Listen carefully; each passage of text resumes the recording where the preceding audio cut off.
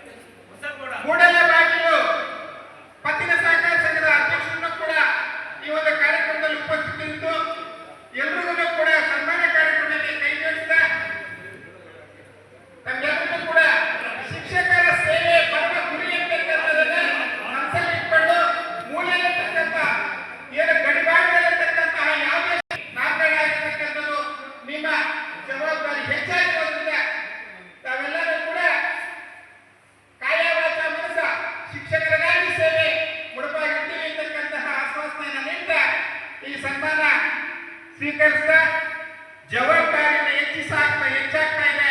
ಆ ಜವಾಬ್ದಾರಿಯನ್ನು ಹೊರತು 5 ವರ್ಷಗಳ ಕಾಲ ಅಥವಾ ನಿಮ್ಮ ವೃತ್ತಿ ಜೀವನದಲ್ಲೆಲ್ಲ ಕೆಲಸ ಕಾರ್ಯಗಳನ್ನ ನಿರ್ವಹಿಸಿಕೊಡ್ತಿರ್ತಕ್ಕಂಥ ಆಶಾಭಾವನೆಯಿಂದ ಈ ಒಂದು ಕಾರ್ಯಕ್ರಮಕ್ಕೆ ಆಗಮಿಸಿರ್ತಕ್ಕಂಥ ಎಲ್ಲ ಗಣ್ಯರಿಗೂ ವಂದಿಸಿ ಜೈ ಹಿಂದ್, ಜೈ ಕರ್ನಾಟಕ ಮಾತೆ.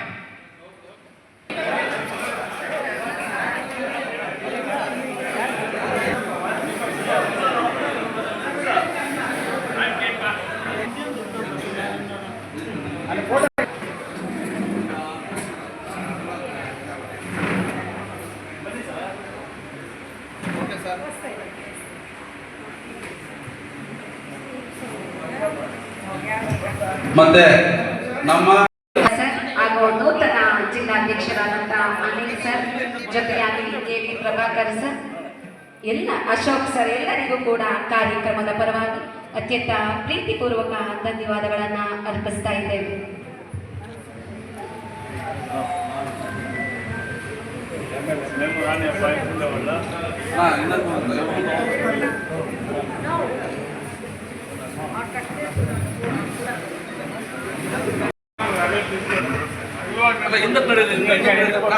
ಸ್ವಲ್ಪ